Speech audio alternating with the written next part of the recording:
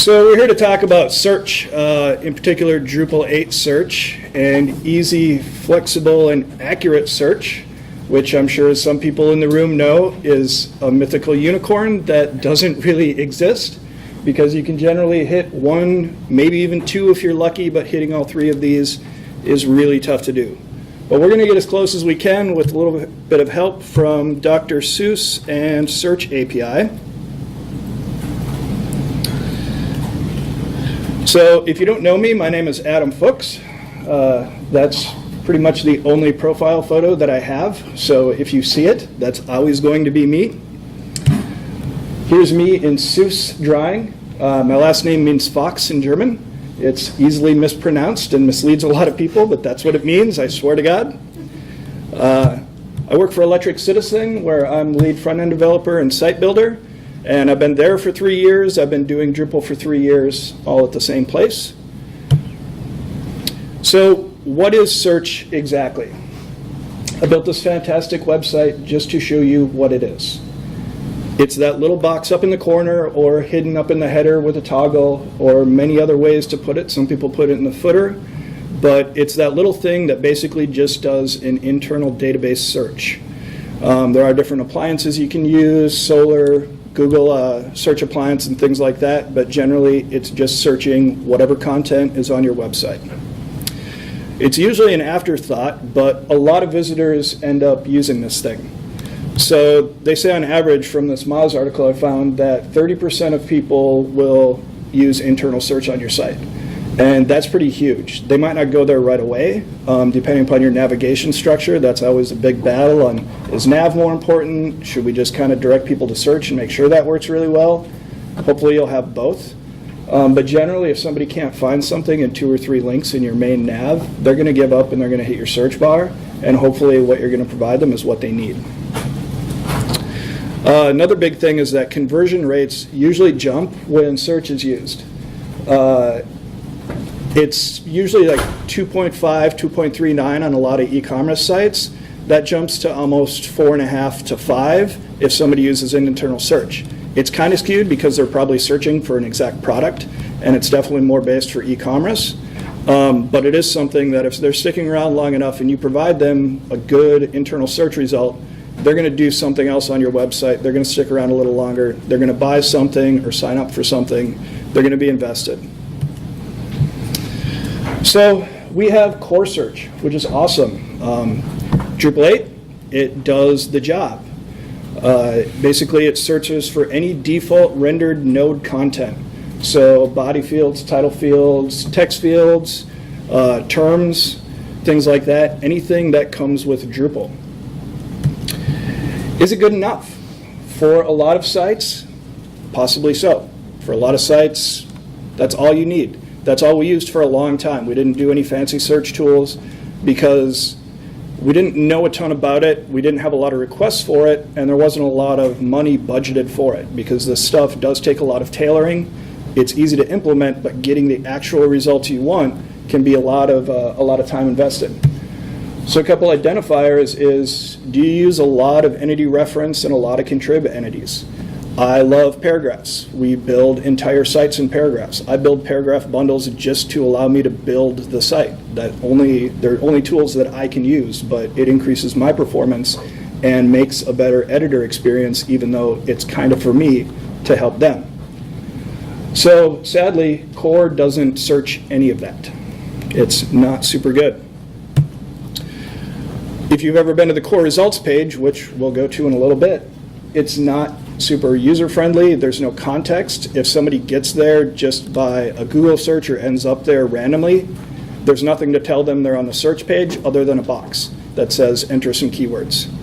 The results, you can theme them, but generally you have to do some Twig in Drupal 8 or some TPL, PHP in 7, and it's just, as a themer, it's not fun to do. I love Twig, but I don't love doing it on pages that I didn't build myself. So what are the site goals and budget? If you have a small site, you're not e-commerce, you probably don't need to spend the time to invest in Solar or Search API or fancier things like that, simply because you don't have the content or the time or the budget to really make it worthwhile.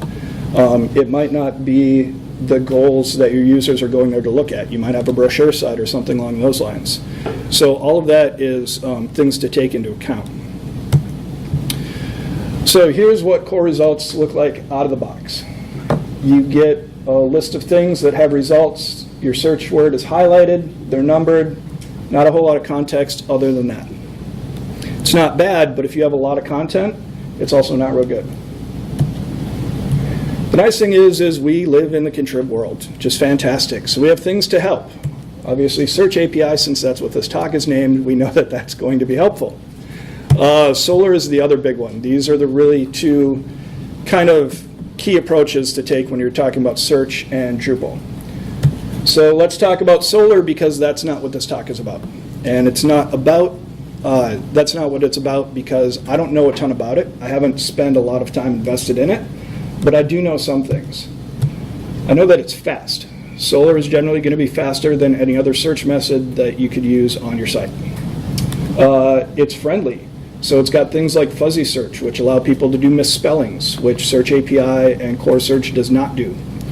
It's got faceted search, which is like if you've ever been on Amazon, I'm sure everybody has. You click on something, then you get another list of options. You click on that, you get another list of options, and it kind of helps people drill down and refine their search. It's also got did you mean suggestions like Google does. It's like, hey, you typed this, did you actually mean this? Because there's a lot more results for it, and it's probably what you were looking for. A couple of downsides to it, you need hosted server support. This is not something you can just toss on a local and then push up to live and leave it at that. It's not going to work. A lot of hosting companies offer plans with it. Generally, that plan is going to be a little more expensive. If you're already an enterprise site, you probably have it included, and you should probably use it. But there is an increased cost. It's a little more difficult to set up. On my resources slide at the end of this, I found a blog post that breaks it down really nice and easy in Drupal 8. And the nice thing is, the most common way to bring it in Drupal 8, unless you're doing your own hosting and stuff for it, is through Search API Solr module. It makes it a little easier, and if you have like Pantheon hosting or Aqui or something like that, it gets even easier from there because you don't have to do your server config. So Search API is something that you can just install out of the box, configure, and run. You don't need server support or anything like that for this. The nice thing is you can search any Drupal entity. Like if you want to search for a media image, you can do that. If you want to search for a file, you can do that. With Search API attachments, you can even search inside that file for text. It's kind of a pain to do, as we recently learned, but you can do it. You can choose what fields and data sources you want. If you remember that core slide thing, I had 3 different nodes on there for one thing. Those were 3 different types of nodes. They're all 3 different content types. One of them I absolutely do not want an end user to see because I don't want to spend time theming it. The only value it has is for me to be able to reference the entity. So if I don't want the end user to see it, I don't want them to be able to find it in search. Core doesn't really have a good way to prevent that from happening, whereas Search API, you can pick exactly what you want to show people. You can also choose the fields that you want. So not only can you pick your content type, but you can say, look at this field, this field, this field, and ignore these other 3 fields that are just used for something unimportant, and I don't want somebody to find nodes if that's the only value because I use it in a view or something like that. You can also boost the fields that you think are important, like the title field. Obviously, if the search term is in the title field, that's probably the most important thing. That entire page is about that. So you can boost the relevance and increase that node standing in your search results. You can also use processors that will change people's query before it goes from the keyword search box to the database. You can do things like break it down to the English root. So if you're searching for volunteering and the node has volunteer, that node will show up. You can do things like break strings of text into keywords, and there's a ton of different things that we'll get into, but all of it is helpful. And then, of course, you have relevant source. So rather than just having your search results default to title or some identifier that you don't really know what core is judging those results as, you can set your relevance scores and you can sort by them, higher, lower, however you want. You can also do subsorts within that. And that's because your search results page is going to be a views page. And as we all know and love, views are extremely customizable, which is fantastic. So what do we do? First off, you composer require the search API because all of your modules are composer required, as they should be. Then you enable search API and database search, which is a submodule that allows it to search your database. There's also a really friendly submodule called database search defaults. That's going to set up a default config that search API is going to best practice you the first time. Then you disable that module, that config is still there, and you can use that or build and expand on it, but it's basically going to give you a primer for everything that I'm going to talk about. The very next thing that you do is you disable core search because you don't want two search things on here, and if you read the excellent handbook of documentation that Search API has, one of the first things that they say in their common pitfall section is to disable all other search modules, including core. This is very important because cron indexes your site every time it runs, and you can set the number of nodes to index, but if it's indexing for Search API and indexing for core, you're getting a double performance hit for no reason at all. The other thing is for users. If you have a path called site search, that's your Search API site or views page that you're searching on, and then you have the core search path, that's very confusing for a user, and there's no way to really get rid of that core search path without setting up redirects and a bunch of stuff. But somebody will find that thing, and they will be getting the wrong search results. So after we enable the module, we go to the Search API config page and get this, a nice blank screen with two options. So we want to add a server because in order to index something, you have to have a server to index it on. So we add our server, we call it content because that's what we're worried about searching. We leave a little description, and the most important thing is click the database button. That's going to allow it to search your database. If you don't see that, that means that you don't have Search API database installed. And you will definitely have to go and install it if you missed that in the earlier step. Everything else I usually leave as default. Minimum word length of 3, sounds pretty good. I don't want to search on parts of words because that's going to return an insane amount of results that might be more hurtful than helpful. So after we create our server, we can go in and create the index. And this is what it looks like from default. Give an index name, and then you select your data source. As I said earlier, you can search any entity at all. But what you're allowing people to search is also what's going to show up on your search results page. So if you want to search for a paragraph field, you probably want to search for the node that that's on and show people the node rather than just trying to show them a single paragraph entity bundle, which is going to end bad for everybody. So I always use the content data source, and within that data source you can choose your bundles or your content types, and you can say include all of these or exclude all of these. So I only want to show people kind of the important ones that really means something that they're searching for content. People probably aren't going to be searching for a particular news article. Or I don't want to show them authors because that's brought in onto the books page, and that's what I want them to see. So I'm searching for those 4. Languages, this is not a multilingual Seuss site because that's tough enough in English. But you can choose your languages. You can include, exclude if you have a multilingual site. This is also on the same config page. It's a long page. You pick your server that you just did, you enable that server, and then you give a description to your index. Lastly, there's a very important little checkbox called index items immediately. This sounds fantastic, right? I want everything to be indexed and searchable as soon as somebody creates it. That's awesome.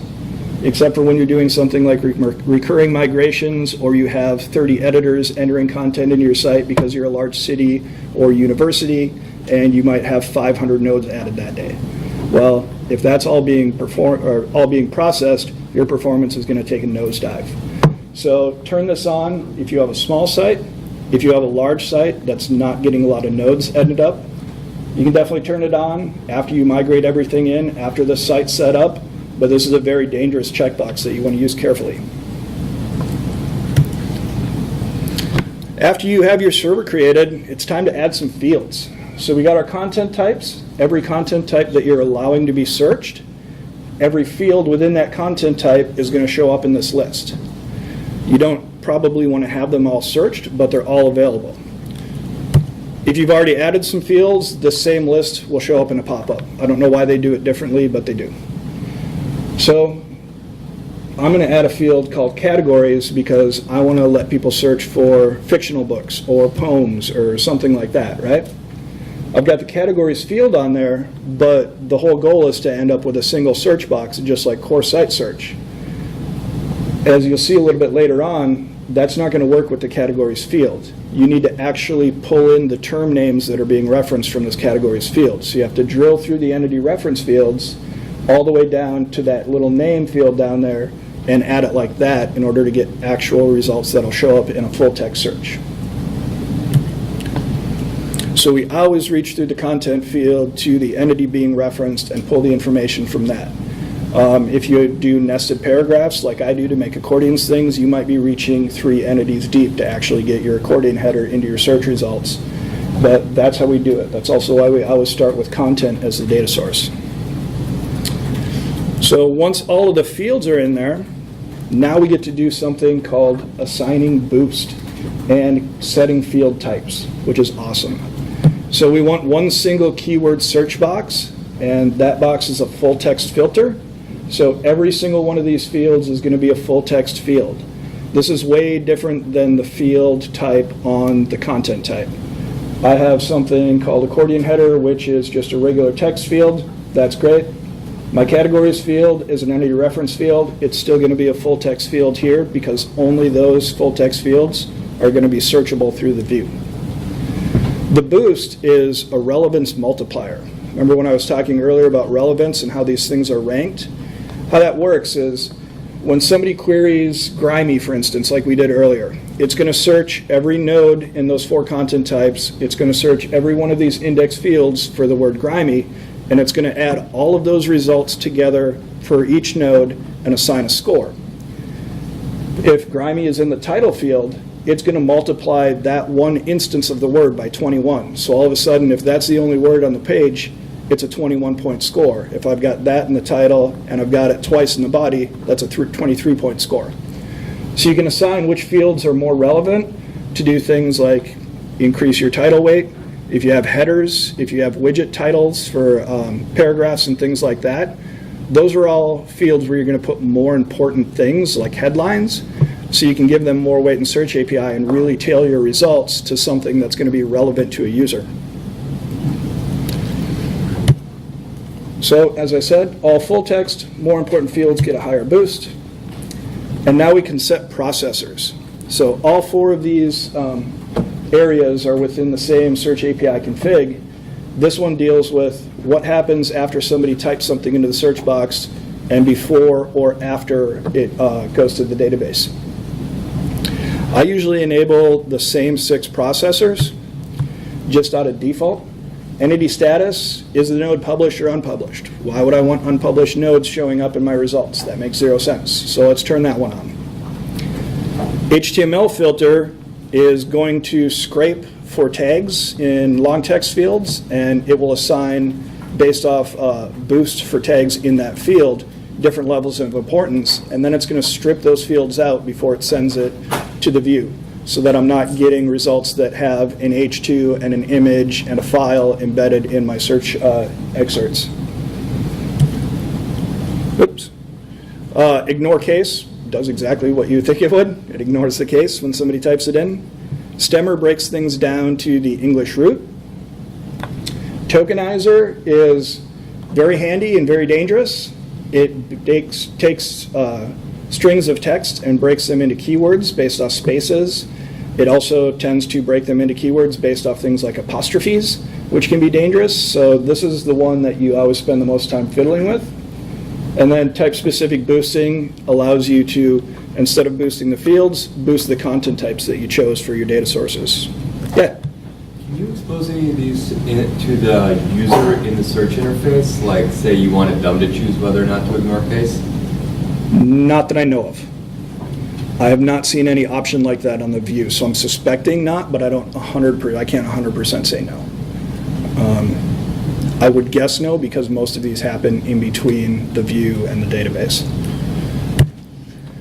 So each one of these, when you enable it, pretty much is going to give you a little tab. Ones that are just yes or no, like entity status, won't. But here you have some options. You can enable on all supported fields, which if you don't have tags in some of these fields, like my title field, which doesn't allow tags, I'm not going to enable it on that because that's just going to be a little more performance hit that you don't need because there's no tags in that field. There's also nothing to strip out. You can change your boosts for the tags down below. I usually get rid of H1 because I never allow H1 in the body field, so I don't need to have Search API looking for it. Then you can do things like even index titles and alt tags for images, which is handy for accessibility reasons.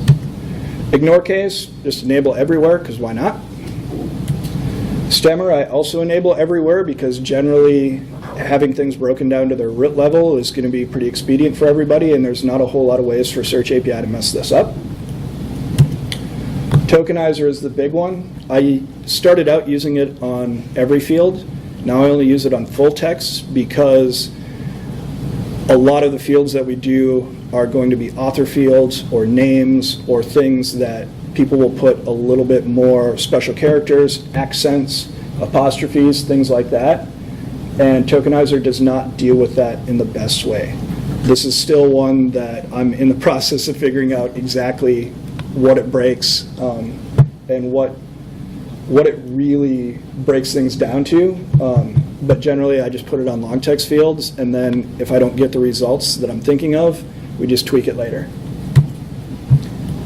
Type-specific boosting, like I said, this is boost for the content type. So if I have my Seuss book bundle boosted by 3 and my title field boosted by 21, all of a sudden now that relevance score is going to be 63 if I get a keyword in that.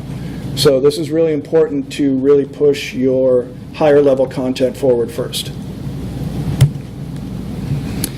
So we've got our index, we've got our fields, we've got our processors, we are all set up and ready to go. The next step is to go to the View tab and actually index the site.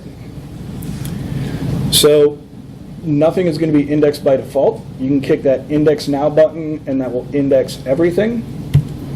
And it will hopefully give you this message, or it will give you a message that says, we couldn't index everything because of error A.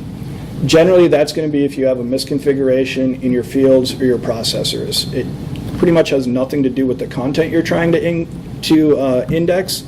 It's, I added a field, then I took it away but didn't clear cache, or I added a field and took it away, but for some reason it got stuck.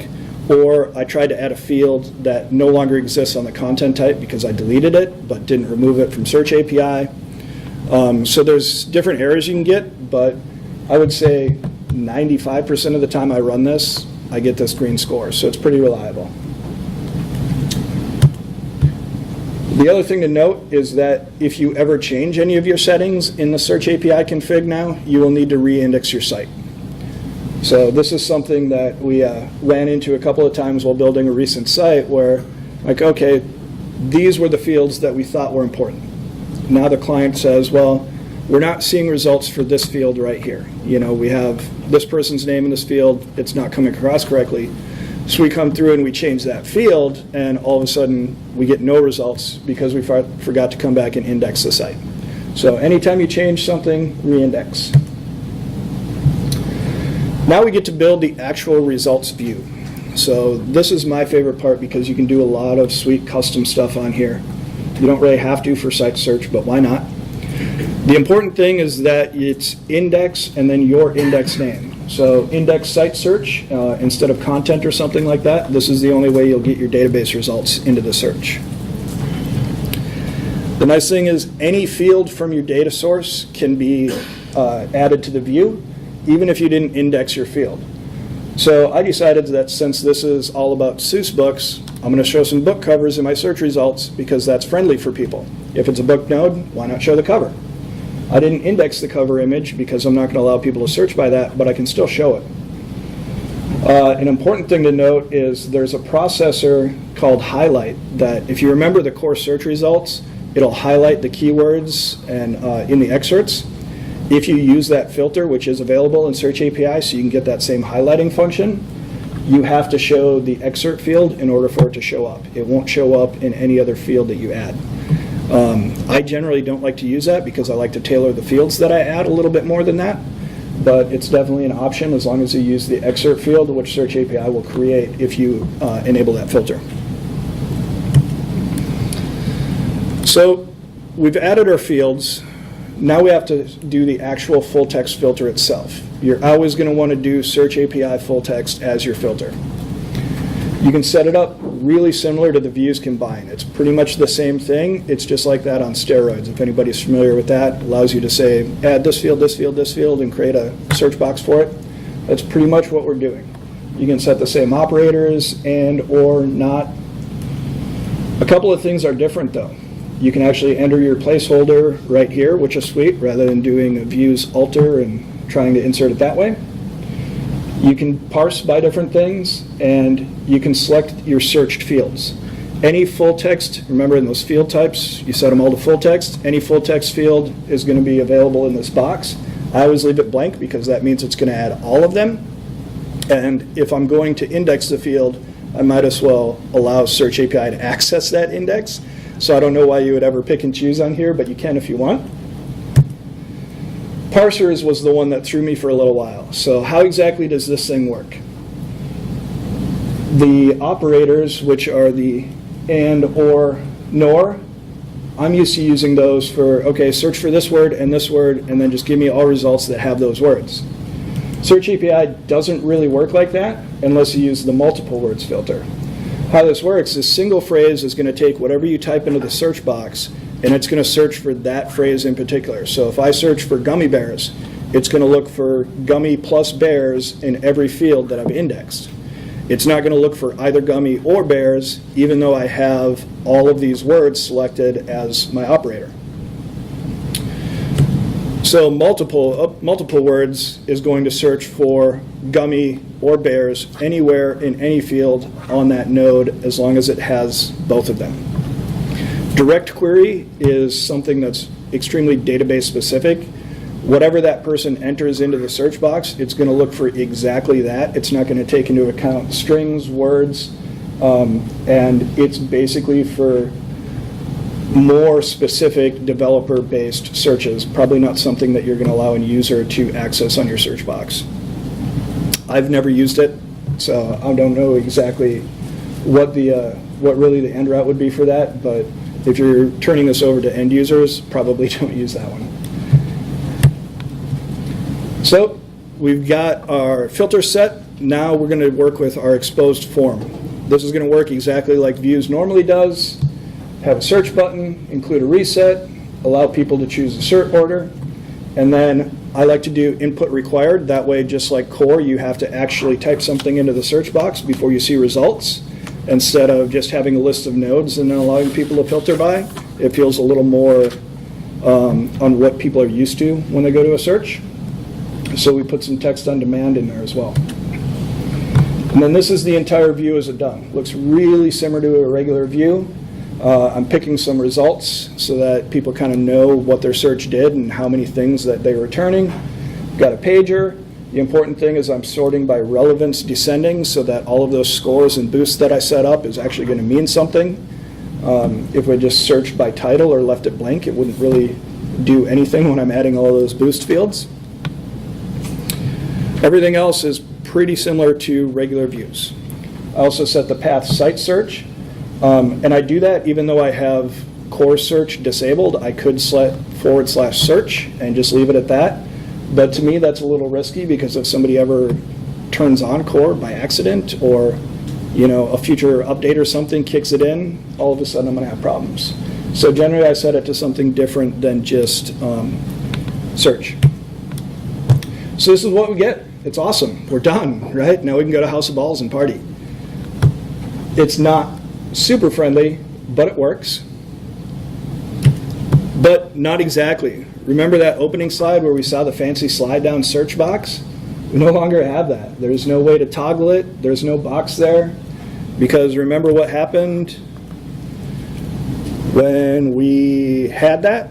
We disabled core search. So disabling core search gets rid of that block. So now we have no way to get to the search page other than maybe giving people a link, which stats show people will type into a box. They're not going to click on a search link and go to a page. It's just a thing. So how do we solve that? Thankfully, we're using views, and you can expose filters as a block in views. It's awesome, right? Sweet. we'll config, we'll add it to the header just like the search block. We'll change some of our theme selectors so that it looks exactly the same. And we're back in action. Awesome, we're done. But no, we're not. It sucks. Because views, if you expose the form as a filter, it's no longer part of the views template. It removes that variable from views and actually prevents you from having that block on the page. So that's bad, especially since we picked input required, because now we're not typing anything, so we're not seeing any results, and we get a giant blank page. So what are we going to do? Depends upon if you're a site builder or a content editor trying to do this, or if you're a developer, there's different ways to go, right? You have the non-code solution and the code solution. I like the code solution, and I'll show you why later, but let's look at the non-code solution first. Use 2 blocks. Sounds super simple. Also sounds kind of weird, like why would I have 2 blocks doing exactly the same thing? Because you can do things like set block visibility rules, which are awesome. So I can show the header block on every single page except for my site search page, and then I can show the search block in the content on the site search page. I don't want to show them both on the site search page, because why would you click on the toggle header when you have a block right there? That doesn't make any sense. But we can do this. It's solved. It's awesome. Now we have that just like it was. We also still have our block in the header. We're set to go. Our results are good. We're getting grimy. That's sweet. But it still looks kind of plain. I mean, I did some theming on it. It's got a sweet poem there, but that's really about it. There's still not a whole lot of context for somebody who gets here just from a random spot. So what are we going to do? We're going to put on our developer pants, and we're going to create a custom template for the view page, which sounds kind of scary if you're not used to doing this, but it's really, really easy because you don't have to do a lot. So the first thing you're going to do is you want to do the whole views view template for the display of your view. So your naming convention is going to be views view site search, because that's my view name and my display page name. The next thing I'm going to do is install the Twig Tweak module, which I don't know if you guys are using this or not. If you're front-end developers, it's super handy. It allows you to do things like embed any entity anywhere, pretty much, and has a bunch of other sweet filters to help you out with Twig. The other way to do this, if you don't want to do that, would be to do a preprocess function that will get you your exposed filters block as a variable. I haven't done that because I already have this module installed and I'm using it for media, so why not just use it for this? Use it to do something like this. If you look on line 48, you'll see Drupal _block, my exposed filters block name, comma false. That's all I need to do to add that block anywhere that I want to add it on any template, on any entity. So I'm going to add it right into this views filter, and the false is my access check. So blocks, just like you saw the visibility path, they have access checks for entities and places they're not supposed to be. Thankfully, Twig Tweak lets you turn that off. And that means that even though this views exposed block is not supposed to be shown on the views page, because it's not expected to be there, I can add it because I turn the access checks off. So the other thing I can do is, now that I have a template, I can add stuff to it, right? I can add a title, I can add a little subheader to make people feel good about doing this, and then I can get the same exact results as before. They're just a little nicer and a little easier to theme because I can add my own custom HTML structure. So now we are really done for reals this time. You have a functioning site search, you have a pretty slick search page, you can tailor your entities, you are happy, your boss is happy, hopefully your client is happy. You'll probably have to mess with Tokenizer for forever to get it to do what you want, but it'll mostly work pretty slick. So we could end our talk now, but we still have a few minutes. Let's find out what else we can do. If you have done front-end development, built views at all before, you know the views combine filter for keywords, you know that it doesn't work super awesome with entity references and multiple fields. So Grimy is an author on a book. There's definitely book nodes for it. This is a book's view, but there's no results showing him as an author because I'm trying to do this in a views combined filter and it just won't accept that entity reference field.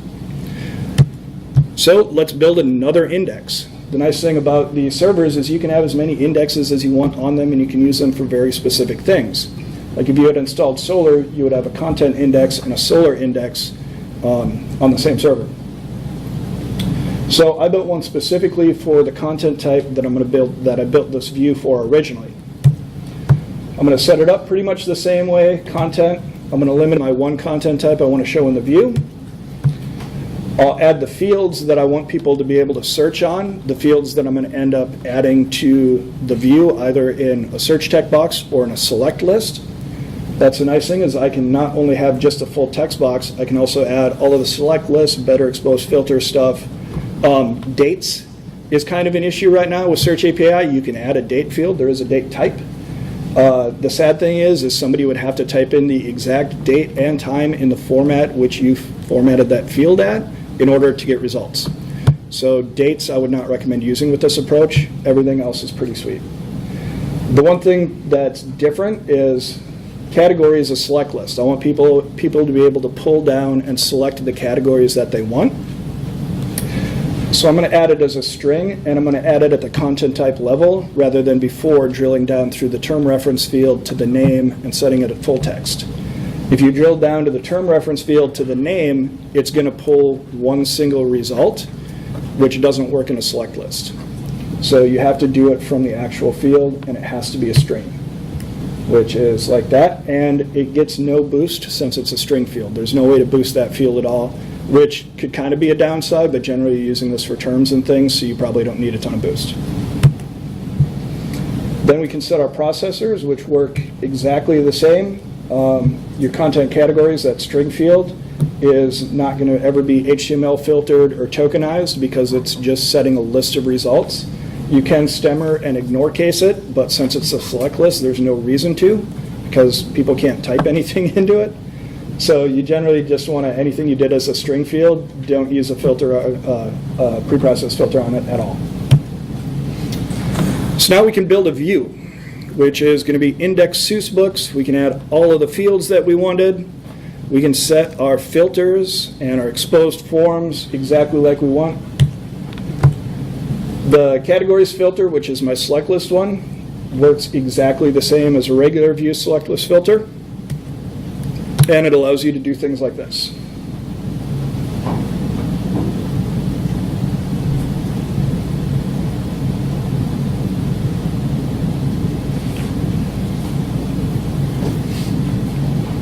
And we know that Grammy works.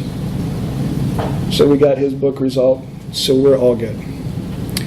That's some of the power that you can do with Search API and views. That's pretty much all I got, other than some references for you here, and I will attach them to the session talk page for this talk so that you can look at them on your own. That Search API blog post covers pretty much exactly what I just went through, if you don't want to look at the slide list and stuff. So thank you. Do you have any questions? Everybody ready to go to House of Balls? This is kind of a general question. Yeah. I'm curious your experiences. One thing we've run into with our users is the expectations raised by Google and the predictive analytics it does, running against our attempt to tweak these searches to be as good, while we're running up against people and their expectations of Google knowing what you did last week, and so therefore they know what you most likely are searching for. And right, all the stuff they're thrown into their wrench that there's no way we can replicate with some of these searches. I'm just curious on your experience, if you've run into that, you overcome that, or it's just one of those barriers we have. It's one of the reasons we're on Solera now, but yeah. We might be going to Google just because the expectations raised by that and their predictive analytics are so high that even though, we went on the customization on the Solera side and the integration with Drupal, but it's so hard to, run against people who are used to Google and the way it can sort of figure it out using their algorithms. For sure, and that would have been, I'm glad you said you're already on Solr, that would have been my kind of first and really only suggestion, is to get on Solr, because you can do the fuzzy search and the suggestions. I don't know that there's a way to preserve the history of what that person did and predict what they might want, or do a location based. There is a Search API location submodule that's not quite ready yet that purports to do something with the location field that might get closer. There's also the Search API Autocomplete submodule, which is not yet ready, even though I did see that about a month ago they released a non-dev version, so I'm eager to try that out and see if that at least helps, because Things like autocomplete would be huge in that text box. It worked in 7, it didn't work in 8 last time I tried it. I don't know that there's a way to do better than what you have going on now with just Drupal and the search modules available to it. And we have similar where we search particular content types, we search courses and information like that using that. It's only the site search where people are really running into that comparison that built in.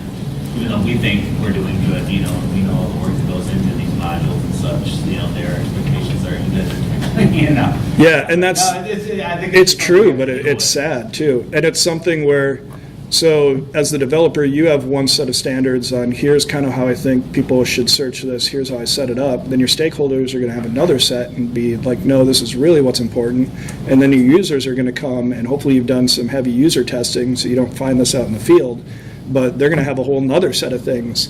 And like you said, there's no way to please all of them, and Drupal definitely is on not the best on search. So you do as good as you can, or you do something like bring in Google. So, anybody? Well, thank you. Yeah. If you do have any